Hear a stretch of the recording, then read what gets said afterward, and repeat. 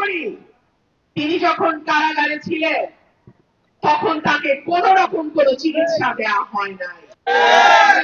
তিনি যখন কারাগারে ছিলেন তখন জানি না তাকে কি বিষ প্রয়োগ করা হয়েছে কিনা।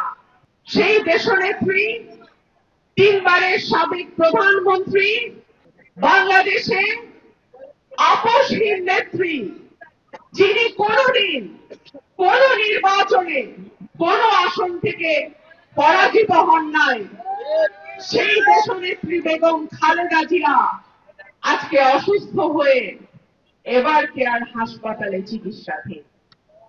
প্রিয় ভাই ও বোনেরা, ফ্যাসিস্ট শেখ হাসিনা যখন দেশনেত্রী বেগম খালেদা জিয়াকে কারাগারে নিয়ে যায়, সেই সময় আমি প্রতিটি মামলার তারিখে আলিয়া মাদ্রাসায় উপস্থিত থাকতাম এবং কারাগারে তার সঙ্গে দেখা করতে যেতাম। সেই সময়ও আমরা দেশনেত্রী বেগম খালেদা জিয়াকে এত অসুস্থ দেখি নাই। যেই মানুষটি শুদ্ধ শরীরে হেঁটে গাড়িতে উঠে ফ্যাসিস্ট হাসিনার কারাগারে গেল, সেই মানুষটির সঙ্গে কি করা হয়েছে এটা জাতি জানতে চায়। কেন আজকে তার এই জীবন মৃত্যুর সন্ধিক্ষণে তিনি আজকে উপস্থিত।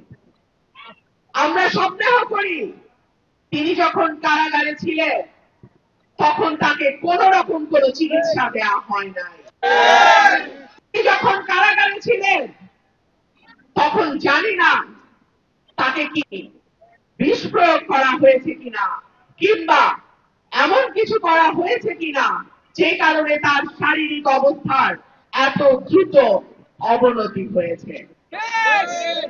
আওয়ামী লীগকে এবং শেখ হাসিনাকে জবাবদিহি করতে হবে।